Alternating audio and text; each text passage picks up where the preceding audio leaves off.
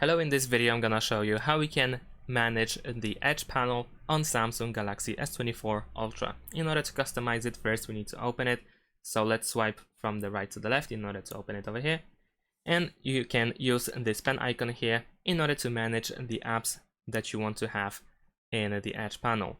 So let's say we can add phone, we can add photos, Play Store, settings, etc. You can also remove whatever you don't want to have, like I can use these icons over here. Let's disable them over here, and there we go. Maybe this one too. And then you can also tap in the top right corner of these three dots in order to enable and disable the opening split screen view over here. You can also show recent apps over here. So here first at the top you'll see the apps that you have recently used. Again, you can also enable and disable the app names if needed. Alright, let's go back because this is not everything that we can do. Over here you can also find this gear icon. It is actually gone now, so instead we can just open the settings.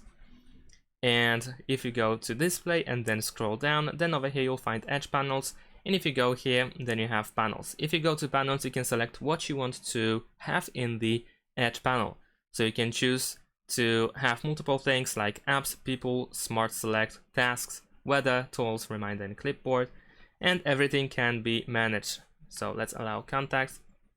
And here you can add contacts if you want to have them in the Edge panels for quicker access, of course, and so on and so forth. So pretty much everything is customizable over here, or at least most of these things.